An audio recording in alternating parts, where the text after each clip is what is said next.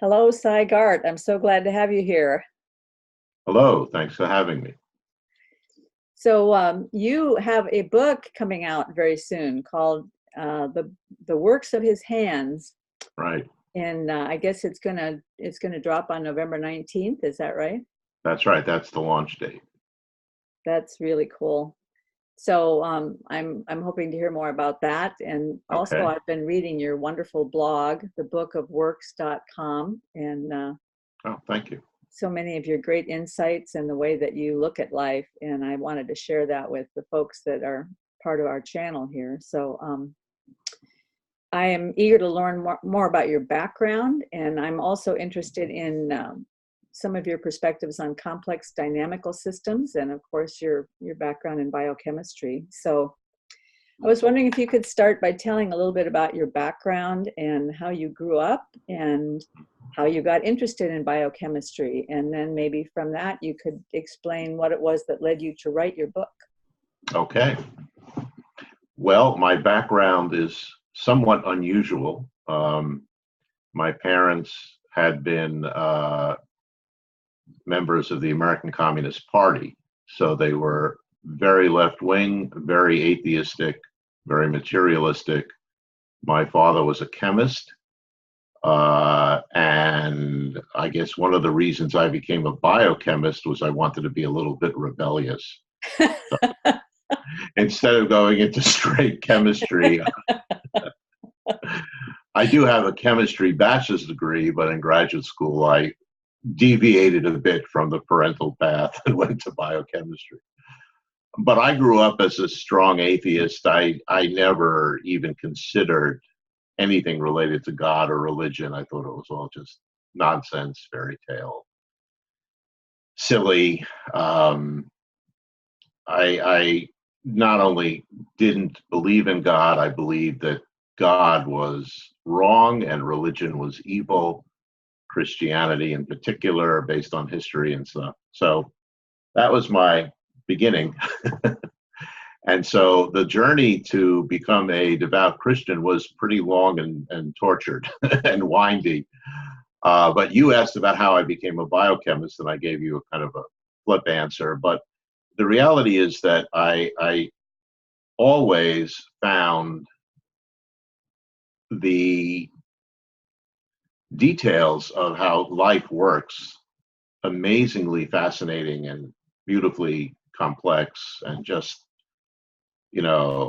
stunning. I remember sitting in classes, especially in the graduate level, just with chills going up and down my spine because it was just so amazing that all of this was real. And I felt the same thing when I began teaching it. Once I became a professor, I was teaching protein synthesis, and I remember at that point, one of my students said that she was reminded of a preacher filled with the passion of the Holy Spirit when I was talking about that. And I appreciated the compliment, but not that much because I never was very interested in preachers or what they were saying. So that's my background. I remained in that state probably into my early adulthood. I began pretty quickly, however, wondering about materialism as a worldview, which I think is really critical for atheists, or at least for new atheists, which I was an early forerunner of the new atheist idea. And I found it very hard to maintain that worldview of pure materialism based on what I was learning from science. And that included, I'm not a physicist, but I did study quantum mechanics as a chemistry student. And that just doesn't make any sense at all from a materialistic point of view. It is just, it's good science, it's real, it's reproducible, the theory and the experiments agree, but logically and rationally, the way we tend to think of rational reason and logic, it doesn't fit. And I'm not going to go into the details of that. A lot of people already know that, and especially you and your listeners. But things like the observer effect and the quantum entanglement and lots of things like that, they just don't fit with a purely 19th century materialist view of the universe. Hmm. So I started finding cracks in that wall of materialism, faith in whatever, in just, science is the explanation for everything. And as I became more involved in biochemistry and in research into various aspects of molecular biology and the details of how life works, it only reinforced my doubts about atheism. I just found it hard to understand how even the origin of very simple life could just simply spontaneously happen. And I still feel that way, but we'll get to that later. And so I started thinking about other things. I said, well, okay, if pure materialism is not true, maybe there is something about spirituality or, other ways of looking at reality that I had ignored. And I started doing some reading. And I went through various phases of, like a lot of people of my generation did. This was I'm a child of the 60s, I'm a baby boomer. Hmm. So there was a lot of that around, and I rejected most of it as just silly. But the concept of spirituality I didn't reject. I was thinking maybe this is real. And then I became an agnostic rather than an atheist. I began saying, well, I don't really know. Maybe there is something beyond what we see. There obviously is, even based on science. So I slowly, as an agnostic, began learning more and more. And then I had some friends who brought me to church just to see how I would like it. I started reading the Gospels. And before that, I had never been in a church. I had never opened the Bible.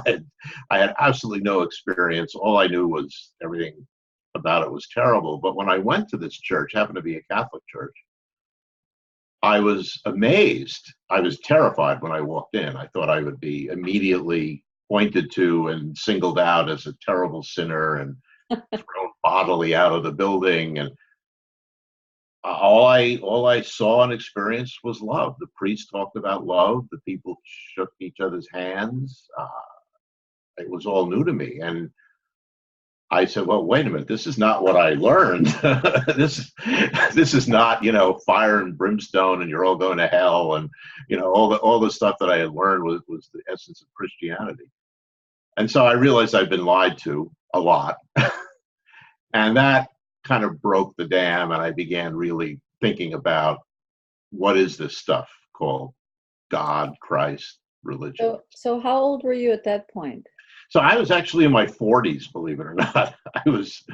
I had spent already a good half of my life, more, completely rejecting and refusing to think about this. And it was quite a shock when I found out that I'd been lied to, and that, going to church was not the horrible experience I assumed it would be. So then that's when I began reading the Gospels just to see what they said. And I was really taken with the Gospels, and especially with the book of Acts. So, reading Luke and then the book of Acts, this struck me as history. It didn't look at all like mythology. It didn't look at all like the conspiracy theories that atheists like to spin about how, Paul made up the whole thing and there was actually, none of this happened. It didn't read that way. I mean, I didn't have any proof that it was all true, but it certainly sounded real to me. And I was thinking, oh, what's going on here? I mean, I can't believe in this. That doesn't make any sense. And at that, somewhere around there, maybe, I can't tell you the exact dates, I began getting very clear calls from the Holy Spirit. And after a while, I realized I'd been getting them my whole life. I had just ignored them. But I wasn't ignoring them anymore. My ears had become unblocked. My soul had become unblocked. And I had a couple of dreams. They're described in the book. I'll hold up the book, The Works of His Hands. It's published by Kriegel. And as Mary said, it will come out on November 19th. So those dreams were undeniable evidence to me I can't prove it to anyone else. And atheists always say, prove your God, you have the burden of proof. Well, I have the burden of proof to myself. I don't need to prove to anyone else why I became a believer. But I did need to prove it to myself. I needed to have some evidence for myself that God existed. Mhm. And those dreams were very strong evidence to me. And I can go into them, but as I said, they're outlined in detail in the book. And I really started, at that point, I started thinking, this might be true, but I wasn't quite there yet because I still had all my long history by that time, about 50 years of life, and thinking that this is all magic and it can't be real, and I'm a scientist and I can't believe in this. And I was just resistant until one day, and this is also described in great detail in the book, the Holy Spirit actually took hold of me. And it's even hard to talk about it now. It transformed me. And when that experience was over, I was driving while this happened, and I had to pull over. I had to pull over on the highways on the Pennsylvania Turnpike, and I had to pull over, and I just bawled for about 10 minutes. I just full of emotion. And then I knew I was a believer, and I came to Christ. And that was about maybe 10, 12 years ago. I don't remember now the exact date, but I knew that I believed. I didn't do much about it. I didn't join a church. I didn't tell very many people. But 7 years ago, I finally did join a United Methodist church and was baptized. And ever since then, I've devoted my life to Christ. I decided to write the book, which was your original question, to document this, and also to explain, in the first part of the book, I explain what parts of science, physics, biology, human, anthropology, what those parts of science did to start me on the process, to break my faith in atheism and to start me thinking. And the second half of the book talks about the personal experiences that actually brought me to faith. And now I'm an active member of my church. I'm the lay leader. I'm the editor-in-chief of God and Nature, which is a magazine sponsored by the American Scientific Affiliation, which is the largest group of scientists who are Christians. And everything I do now is devoted to my life in faith. Well, so I have a couple questions that just kind of lead up on that. One thing you just said, which struck me, was you said I had to give up on the faith of atheism. Exactly. Would you flesh that out a little bit more? I said that on purpose, yeah. One of the things I understood pretty soon when I began giving up on that faith was that it was a faith. I mean, it had, contrary to what you see constantly from atheists who say, no, we don't believe in anything. We just don't believe in God, in a God. And that's so untrue. I mean, there's a whole list of things that follow from that atheists, not all perhaps, but the great majority also believe. And they believe it on faith. They believe that, for example, that the scientific method is the best way to describe the world, which I also agree with, but that's a matter of faith, even for me. It's a matter of faith that the laws of nature are always true everywhere, all the time. We don't know if there's no evidence that that's true, but we hold to it and it works and we use it. And there are many aspects of science that we have to take on. They're axioms that we have to take on faith. Any axiom is faith-driven, based on evidence as well, but all faith is based on evidence. So I don't see much difference between some of the atheist assumptions of faith and the scientific assumptions of faith. Many atheists also believe that free will does not exist. This is a new thing in the new atheism. It didn't used to be connected with atheism at all, but it has suddenly become important for some reason. I guess certain atheist scholars and atheist proponents have decided this is important. They tend to believe that there's life everywhere, or all throughout the universe, certainly with in the galaxy. That's again a matter of faith. No evidence for that one, but there may be some eventually. They tend not to believe that consciousness or emotions or personal experiences are anything other than chemical, neurochemical, easily descriptive mechanisms. That's a matter of faith as well. We don't know what consciousness is. We don't know where the qualia that we experience come from. So it's a matter of faith to say that all it is, quote, all it is neurochemical signals. Obviously, it is neurochemical signals, but that's the mechanism. That's not the explanation. Mm-hmm.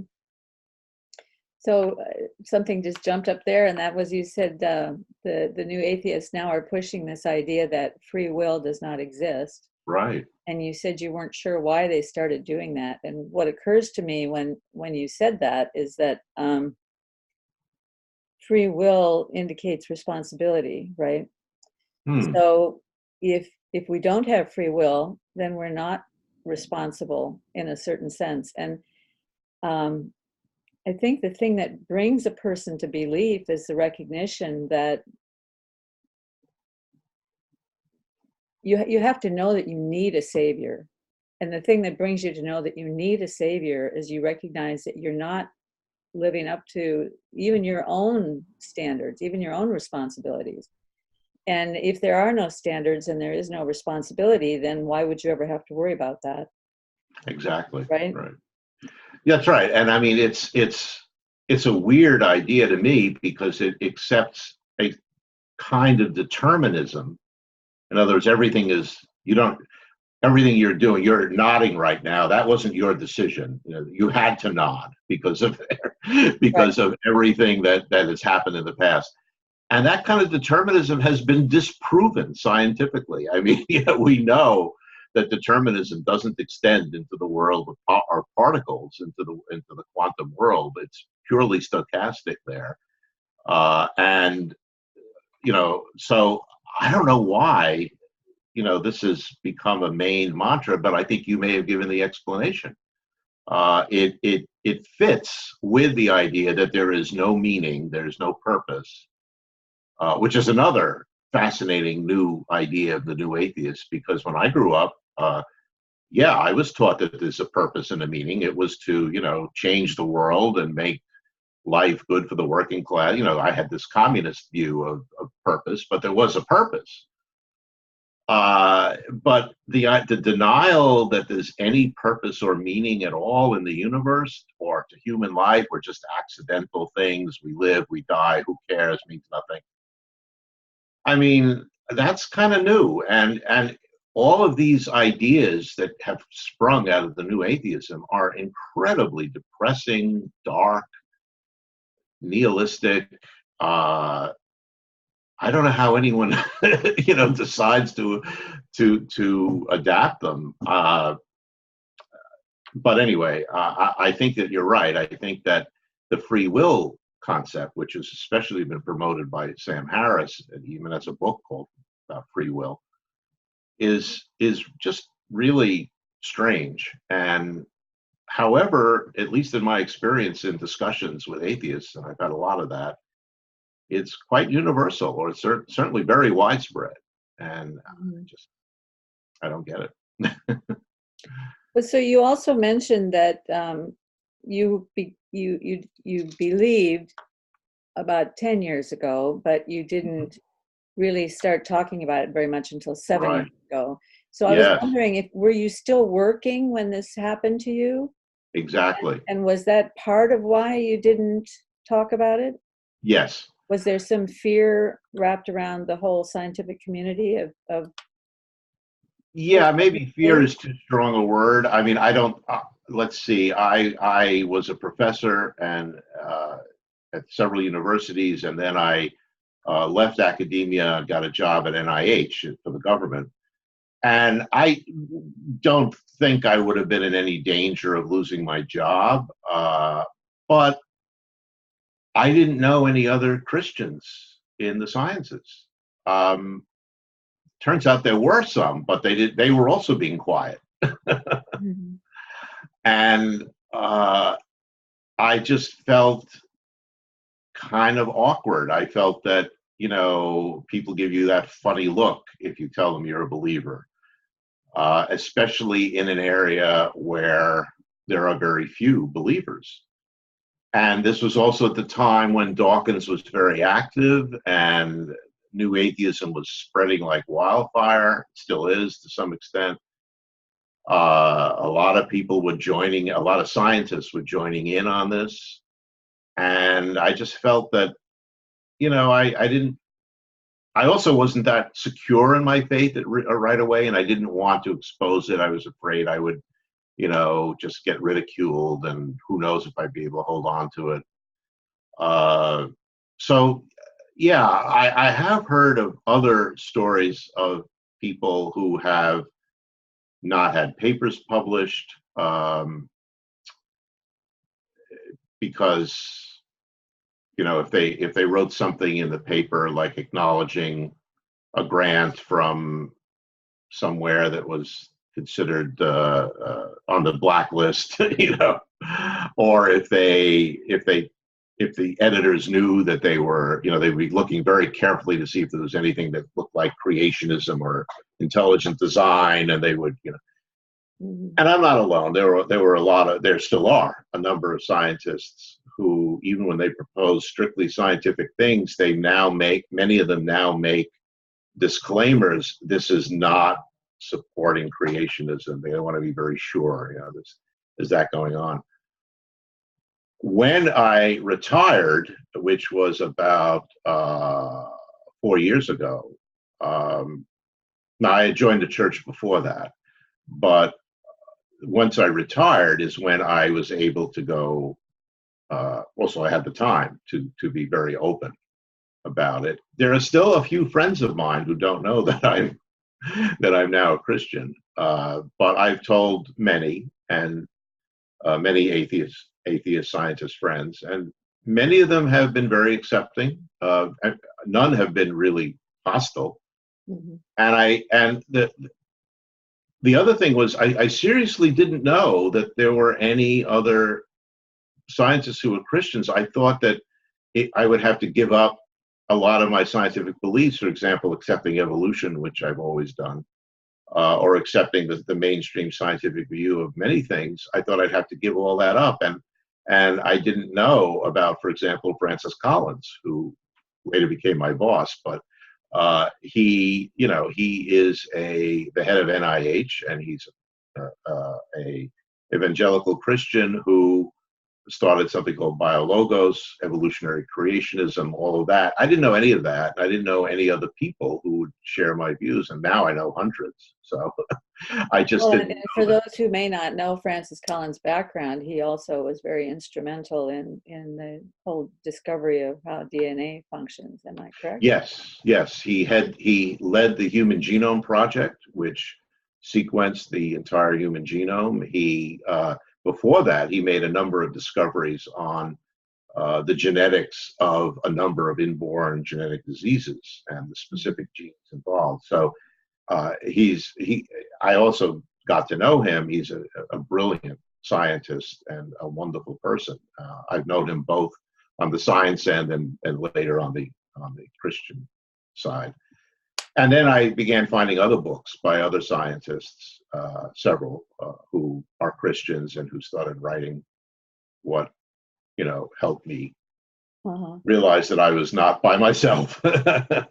So have you ever met James Tour? I haven't met him. I have certainly seen many of his videos. He's he's a chemist, and well, you know who he is. And I find his work and his ideas brilliant and very interesting. And I wish they were more widespread. Well, I had a chance to hear him in person last Oh, week. wonderful. Okay. He came to our area and spoke, and as usual, it was amazing and brilliant. But one of the Yeah. things that he mentioned was that in spite of all the thousands of patents that he has in nanotechnology Right. and organic synthetic chemistry, and 95,000 citations of his papers. I mean, he didn't say that, but when they introduced him, they told us all of that. But in spite of that, when he's had recent situations where he's applied to various professional organizations or tried to get into certain academies, and they've said no, Yeah. because you believe, you have faith, and they said that you just don't fit. I thought that, That's bad. this is Yeah. supposed to be open-minded, tolerant, everything is relative world. And yet, if you have a strong faith in Jesus Christ, that's. Yeah.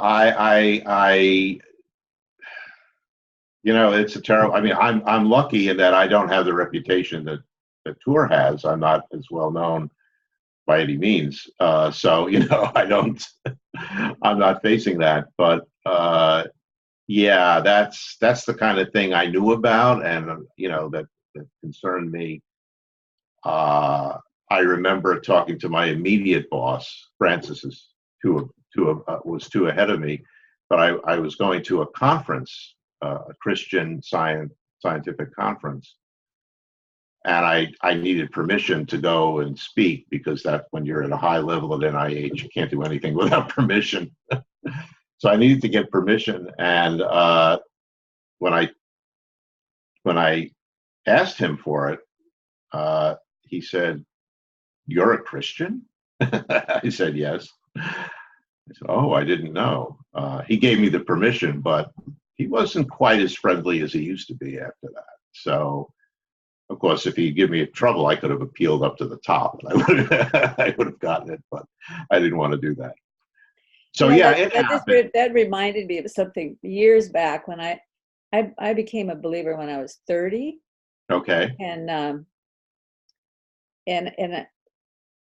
I mean, I still remember how I looked at believers before that, and it was very much like that, Right. I was always a little bit, I don't know if I want to, Talk be to around this these person. people. It's a little nerve-wracking, but I remember that after I became a Christian, I was pretty out there about it.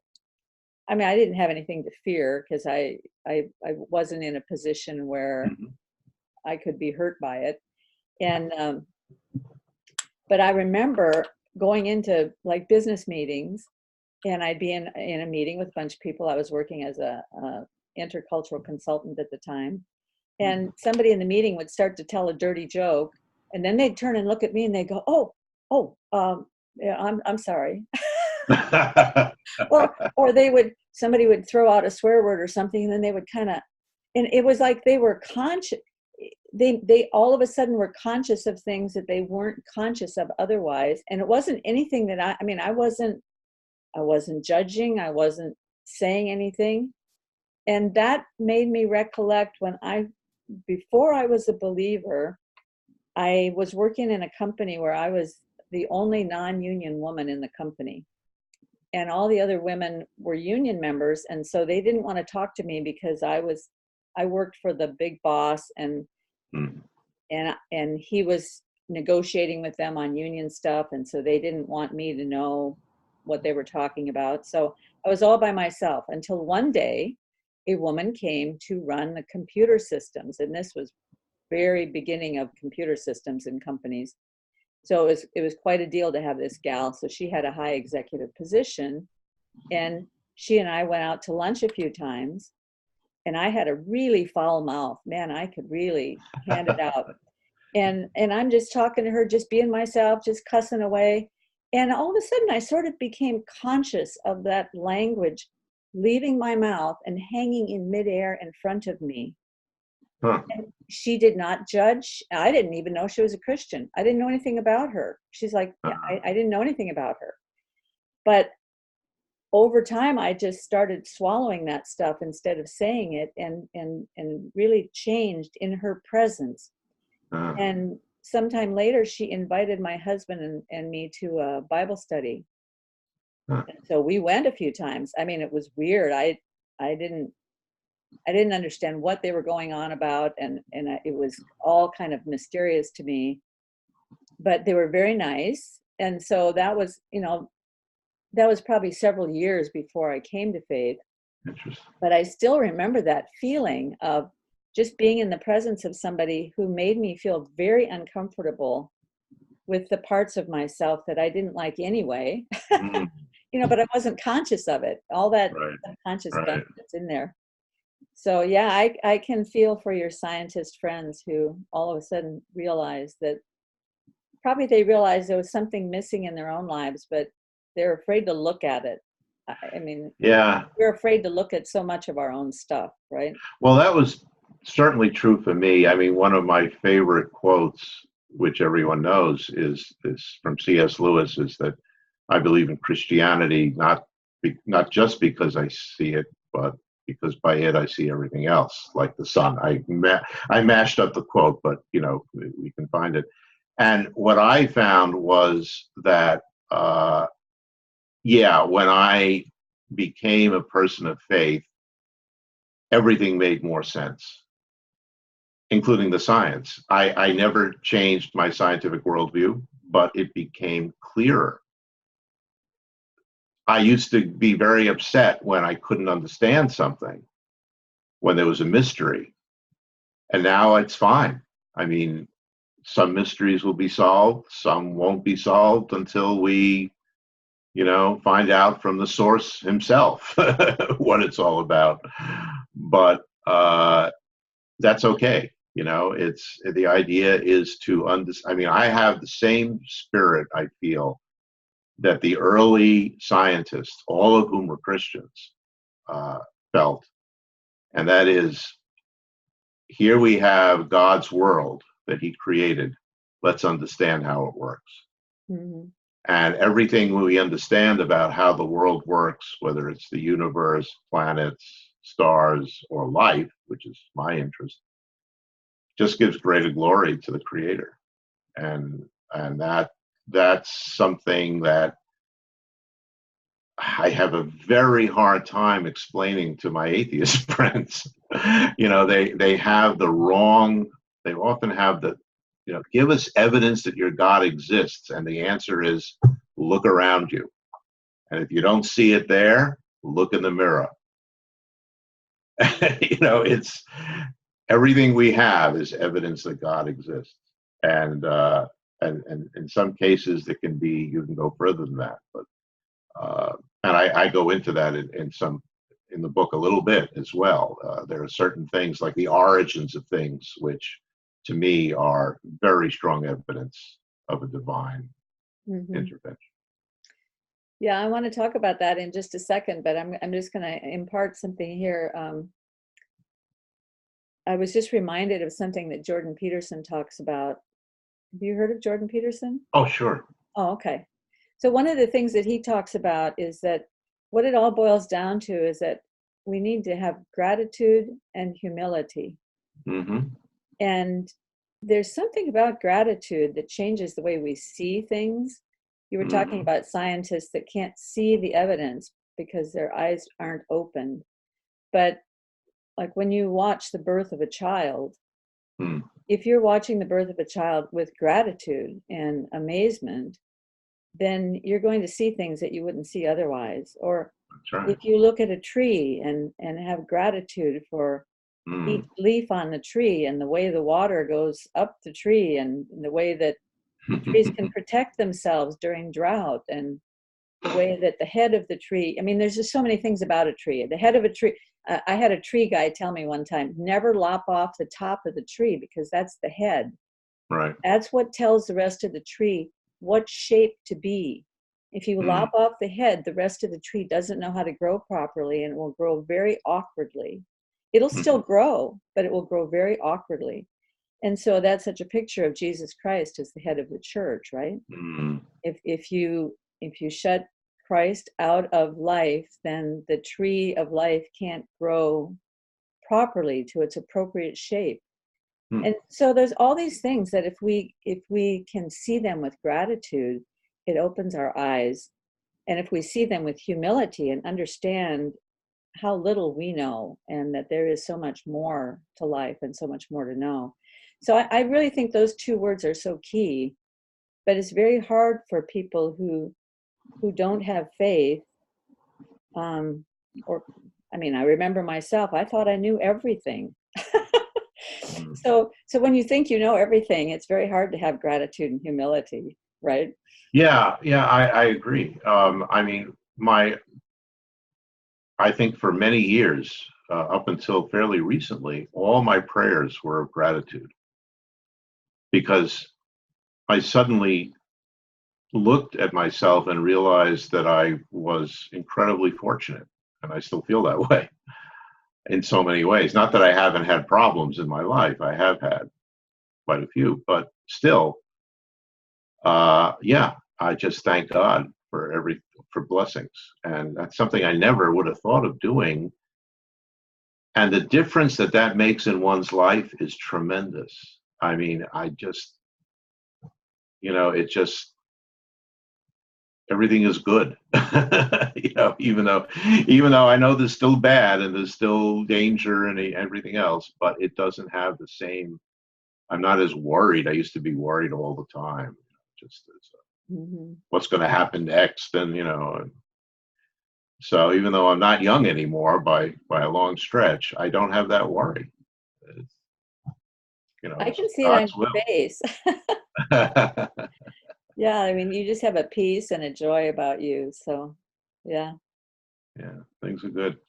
So I also feel very, and one of the things I give gratitude to is that the Holy Spirit had mercy on me. And as I said earlier, I realized that I had been called many times. In one case, I actually felt something. I was a teenager, and I was watching a movie. It was actually, I was brought to this film by my girlfriend at the time, who was a Christian but never told me that. And she brought me to see a film called the Gospel According to St. Matthew. And it was an Italian movie.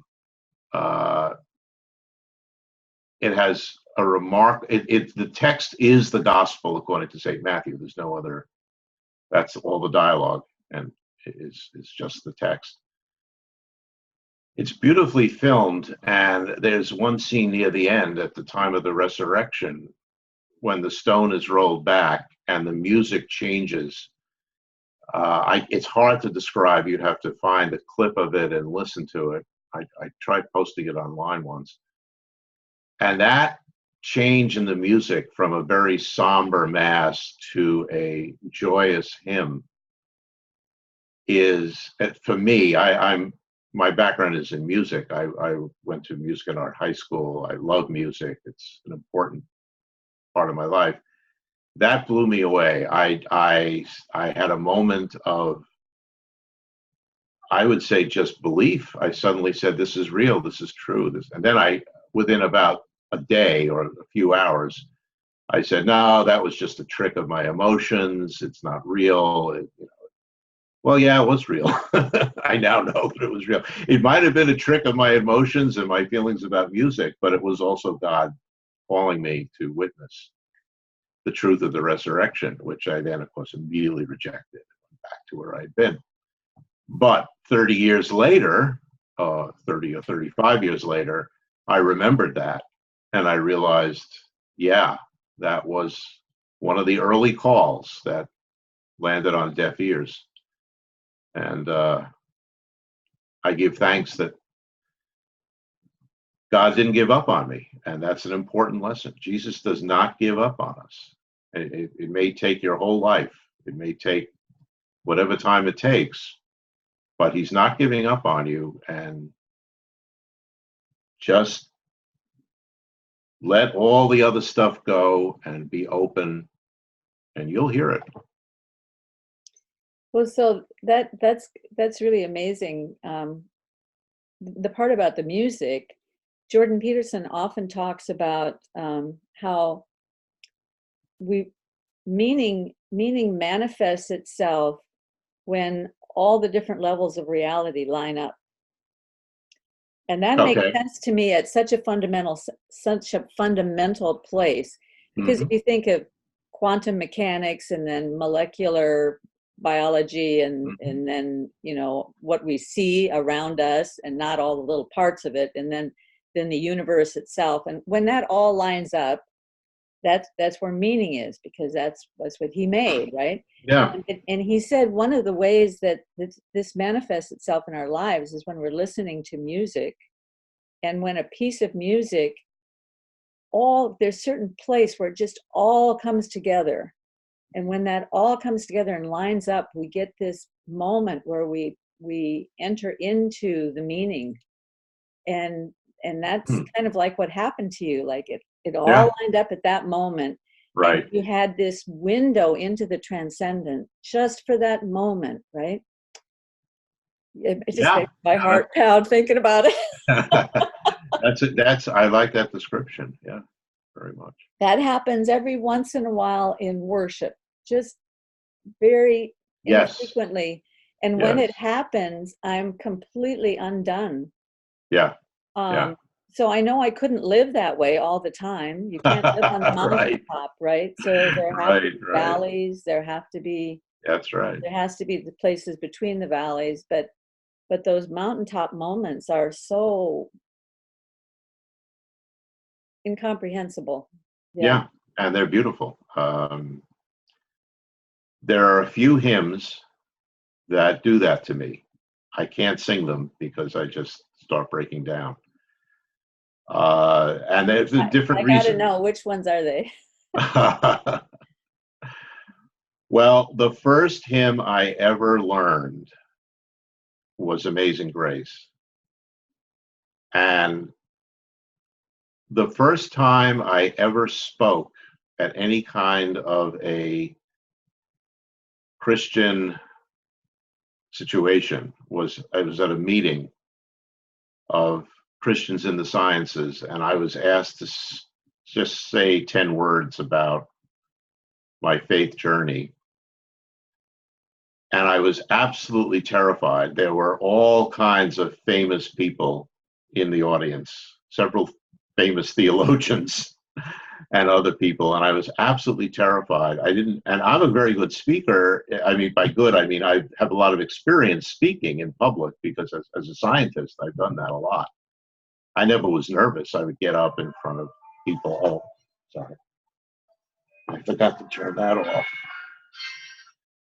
Uh, so I was surprised how nervous I was. And I didn't even know if I'd be able to get up. And it was all new to me just because I was so scared. And the there was a worship band. It was actually a fairly famous group who were part of that meeting. And they decided to do a piece just before I got up, and they did Amazing Grace.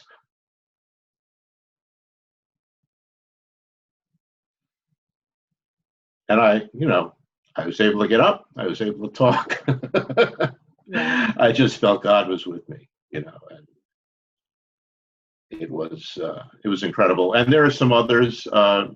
Great is thy faithfulness. Here I am, Lord. I don't remember all the titles.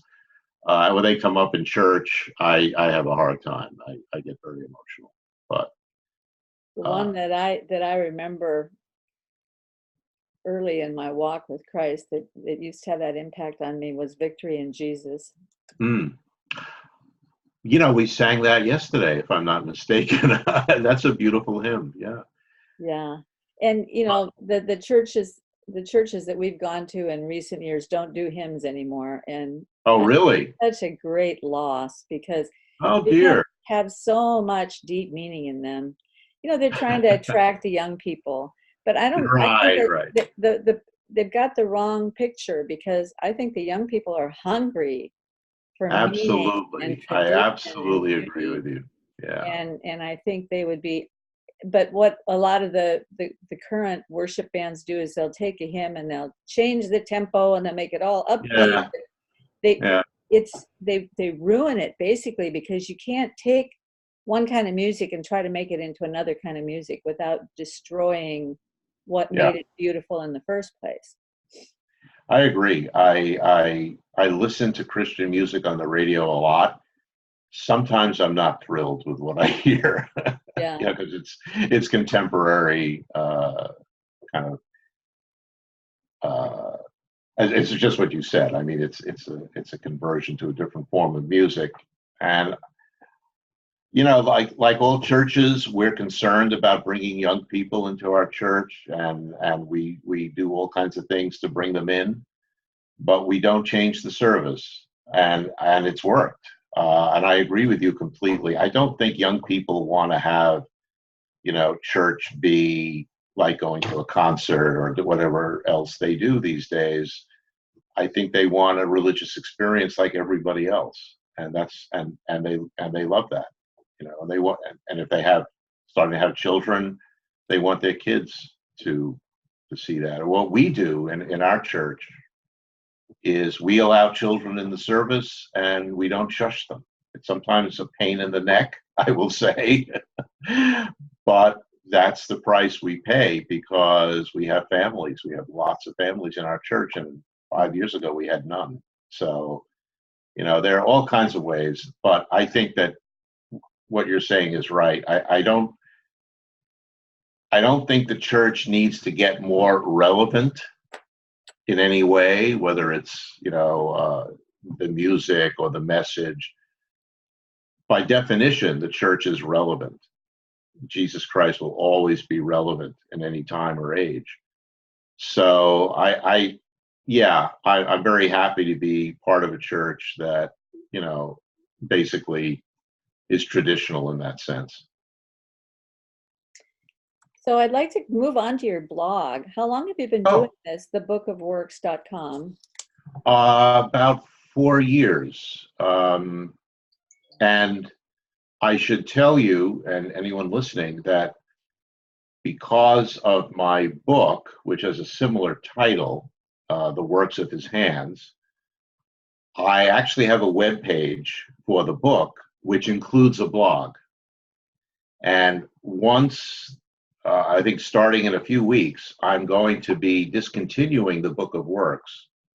It'll still exist, but there will be everything I blog will be on the book page. So the worksofhishands.com is going to be my new blog. And I will continue the Book of Works because I have a number of followers who get email notifications. So when they see that I posted something, they will go there, but I will immediately direct them to the new page. That's just so all the stuff that's on there now will still be on there. It'll stay there. Yeah, It's not going to be there. It's not going anywhere. So I noticed the entry that you did just recently, the one on complex dynamical systems, that really caught my eye because I've had a number of conversations about emergence and complex dynamics. Right, I've heard, yes. And so I should tell you that you mentioned complex dynamical systems before, and once I retired from NIH and I started doing other things, I didn't want to give up any kind of scientific pursuit. So since my retirement, I started the blog. That was when I started it in 2015, I guess. But I also started doing theoretical biology work, and I actually have a paper that came out. It's online. It's a paper on theoretical aspects of gene regulatory networks, which is what I'm most interested in. And so and the reason I'm so interested in that is because it's one of the most complex dynamic systems that exists anywhere. Gene regulatory networks turn out to be very important in biology because it's not just what the genes you have do, it's how they regulate each other. And the ways they regulate each other, the ways that they turn each other on or turn each other off are so complex, they're almost impossible to really grasp. There are ways to look at them, but to really get a sense of, well, this is the mechanism, this goes to this, and then that goes,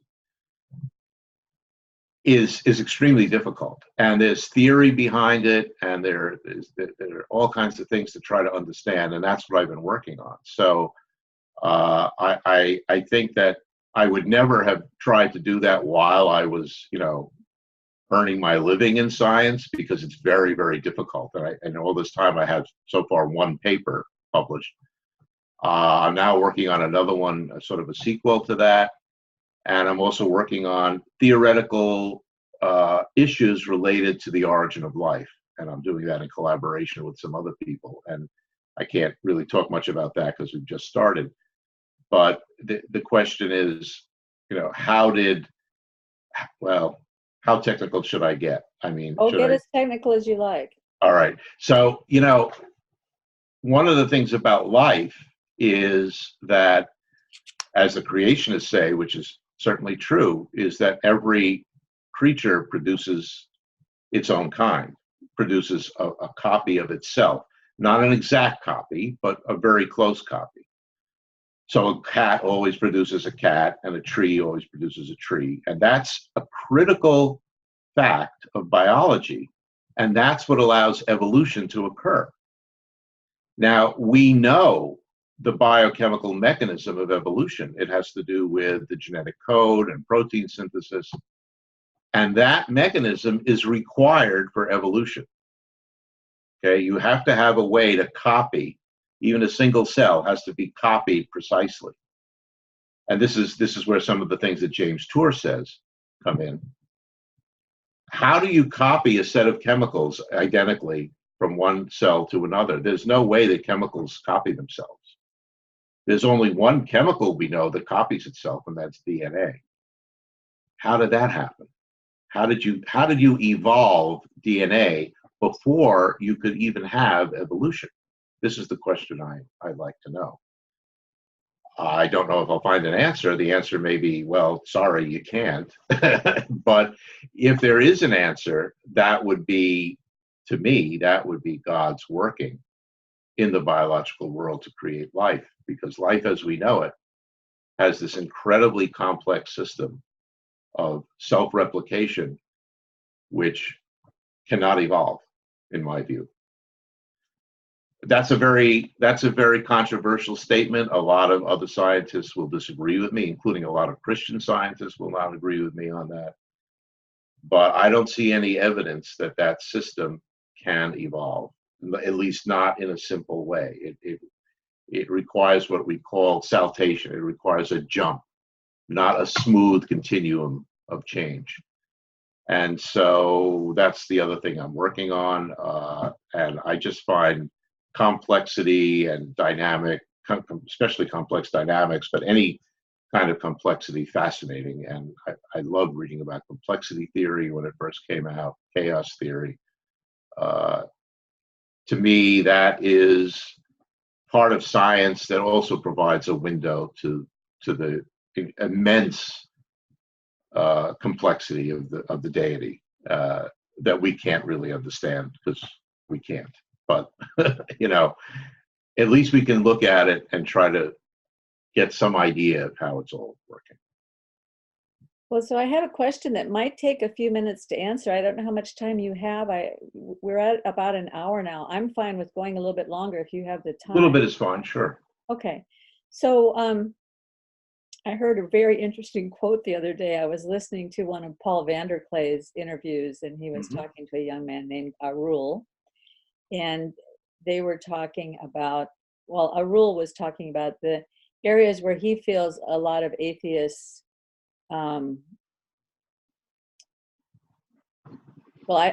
can't give the broad scope of what he was saying, but he made a comment. He said, it seems like now they're using emergence as like the biggest get out of jail free card that I've ever heard. Because whenever things get too complex, they like, where does consciousness come from? Well, emergence. And then it's as though once you say emergence, then you've kind of evoked the gods of complex dynamical systems, and therefore it just happens by itself. And I thought Yeah. that's an interesting comment. And we know that there are complex dynamical systems, and that things arise from them that are more than they. What arises out of it is more than what's put into it. And so it does seem as though there's something very mysterious there, and that Yeah. perhaps very complex things can arise from simpler beginnings. But I wonder how you put that together with your thinking. That's a great question for me because I love the idea of emergence. But what I love about it is we have no idea what that word means, which is basically what Paul was probably saying as well. I mean, when you say emergence, that's just a word. And if you look at the scientific literature on emergence, one of the people really working on this, a brilliant scientist named George Ellis, who's a physicist. I don't believe he's a Christian, but he's certainly sympathetic to the idea. And he talks about emergence, but there is no actual theory of emergence. Nobody knows. It's like saying, well, what you just said. It's just a word that says something happens. But how does that happen? That's the question. Where does that come from? In a way, when you say it emerges, and of course, light emerged from chemistry, classical physics emerged from quantum physics, which was the original state of the universe. Chemistry emerged from physics, and biology emerged from chemistry, and consciousness emerged from biology. You can say all those things, but none of that is scientific. You're just using a word. You might as well say was divinely created by. Okay, which is what I would use as emergence, except emergence doesn't use the word God. But then where does it come from? The whole definition, when people say emergence, means you don't know where it came from. Otherwise, it would be deterministic. It wouldn't be emergent. So the use of the word emergence is basically an admission that we have no idea how this happened. And there are some ideas that at a certain level of complexity, something new happens. But why? How? Again, I don't find that a scientific explanation. So I think I'm glad to see that emergence, the term is accepted. But what I would like to see are people asking, okay, what does that mean? Well, and I like earlier you said, how does it happen? Exactly. And that word how has been like running through my head about a lot of things. I'll hear people talking about something and they're going, yeah, and then this and then that. And I'm thinking, yes, but how? And they never talk about how. Called hand waving. Right. Well, it especially bothers me when they say, well, then it evolved. When they talk about the origin of life, a better enzyme appeared and then it evolved, and then so it evolved into a better. But that's ignoring the realities of evolution. Evolution requires certain things to happen. It doesn't just happen. If a bird has better eyesight than another bird, it's not automatic that will lead to evolution of better eyesight. There has to be a mechanism that the bird's children have the same better eyesight than as the father did, or the mother. In other words, you have to pass that trait on. And how does that happen? Well, we know how that happens. So in some cases, this is easy to explain. But it's not easy to explain for the origin of life because you didn't have that mechanism. So what mechanism is there? And we don't know any other mechanisms. Mm-hmm. That's what's always been compelling to me about James Tour, when he talks about the chemical changes that would need to take place for that to happen. There's not enough time And I'm not in a probability. He talked about it as being about the same as finding a single atom in the universe. Looking well, at it's not that only the state. probability. In some cases, as he gets pointed out correctly, the chemistry just doesn't work. I mean, it doesn't matter. It's Mhm, not 10 to the minus 120. It's zero. You mhm. just that chemical reaction will not work unless you're in a lab and you heat it to 65 degrees and then bring it down and then bring it down in temperature and then add some magnesium and then do some other stuff. And theoretically, there was no one around to do that. So how did that happen without a chemist? Yeah, Well, yeah. obviously, he and I agree that there was a chemist, only it wasn't a human chemist. Which I think is maybe a great place to wrap up today. Okay, And I don't know if you'd be willing to come back again. I have lots more questions. absolutely. It's been fun. Sure. Okay, that sounds great. Thank you so Maybe much for. maybe after the 19th, because between now and then I'm kind of tied up, and I will be Yeah. busy then too. But I'll be doing a lot of interviews, So so will you I'd be be doing happy a to do it speaking again. tour? Not yet. So far, I'll be doing mostly radio, media, Hmm. newspapers, that kind of thing, magazines. Um, I haven't started working on a speaking tour yet. I want to wait for the book to get out a little bit and see how the response is. Well, I'll be if doing you do happen to do one and you end up in the Bay Area of California, I would love to take you out to dinner. very likely. My wife is from the Bay Area Oh, and she wow. would love to go back. So Yeah, yeah, it's very likely we'll do that. Absolutely. that sounds great. Thank you so Where, much. where are you exactly? I'm just Oh, curious. I'm in Los Altos, which is Okay. midway between San Francisco and San Jose. Yeah. Yeah. Great. Yeah, and Okay. and we're part of a church called Menlo Church that has 6 campuses across the Bay Area, Oh, okay. and Wonderful. All right. maybe the church will invite you to come and speak. That would be Okay. terrific. Yeah. Be happy to do it. Okay. All right. Thank you, Si. Have a great day. Sure. Take care. Bye bye. Bye bye.